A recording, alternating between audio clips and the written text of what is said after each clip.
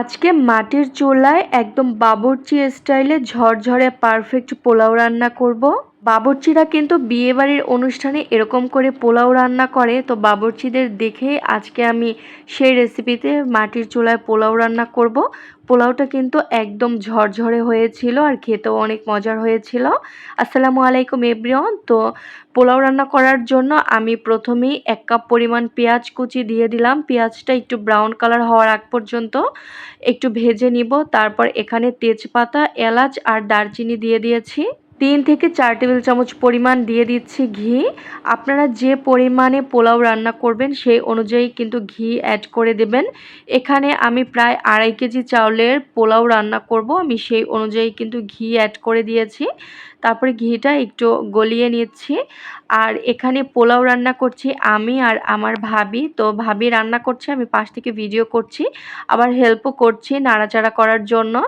তো এখানে পরিমাণ মতো গরম পানি দিয়ে দেওয়া হচ্ছে। এখানে 4 মগ গরম পানি দিয়ে দিয়েছে। আর এখানে কিন্তু আমরা পোলাওর চালটা ভেজে তারপরে রান্না করব না। তো পোলাও চালটা ভাজা ছাড়াই কিন্তু আজকে রান্না করছি। এভাবেই কিন্তু বাবুর্চিরা রান্না করে থাকে।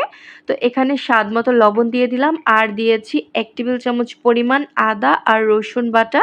এখন পানির মধ্যে সব কিছু একটু ভালো মতো করে মিশিয়ে নিচ্ছি। আর পানি যখন একটু বলক চলে আসবে তখন আগে থাকতে ধুয়ে রাখা পোলাওর চালগুলো দিয়ে দিব। আর পোলাওর চাল ধুয়ে কিন্তু আগে থাকতে একটি ছাঁকনিতে ছেঁকে রাখা হয়েছিল। তো দেখুন পোলাও চাল কিন্তু পানি ঝরে একদম শুকিয়ে গেছে। তো এই অবস্থায় পানির মধ্যে বলক চলে আসলেই পোলাওর চালগুলো দিয়ে দিলাম। তো পোলাও চাল যখন রান্না করবেন তখন কিন্তু এই পর্যায়ে অবশ্যই গরম পানি অ্যাড করবেন। আর গরম পানির মধ্যে কিন্তু খুব তাড়াতাড়ি বলক চলে আসবে। ঠান্ডা পানি দিয়ে তারপরে গরম করে নিতে যাবেন না। তো এখানে আবার ঢাকনা দিয়ে 5 থেকে 6 মিনিটের মতো ঢেকে দিয়েছিলাম আর এখন একটু নেড়েচেড়ে নিচ্ছি। তো এখানে পানি কম মনে হয়েছিল, তারপরে আরও 1 মগ পানি দিয়ে দিলাম। আর এখানে টেস্ট করে নিচ্ছি যে লবণ ঠিক আছে কিনা।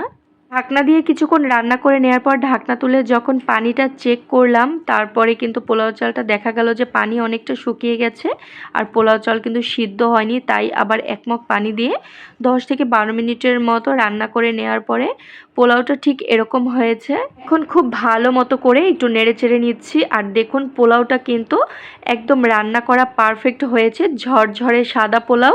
এখন একটু দমে রেখে দিলেই কিন্তু হয়ে যাবে। অফ ক্যামেরায় 5 মিনিটের মতো দমে রেখেছিলাম, যেহেতু এখানে বেশি পরিমাণে পোলাও রয়েছে তাই দমে রাখারও বেশি দরকার নেই। পেঁয়াজটা ছিটিয়ে দেওয়ার পরে পোলাওটা যদি একটু শক্ত থাকে তাহলে ঢাকনা দিয়ে ঢেকে দেবেন, আর না হলে কিন্তু ঢাকনা দিয়ে ঢেকে দেওয়ার কোনো দরকার নেই। আশা করছি আজকের ভিডিওটি আপনাদের কাছে ভালো লেগেছে আর সহজও লেগেছে। এভাবে ট্রাই করতে পারেন, পোলাও কিন্তু একদম পারফেক্ট আর মজাদার হবে।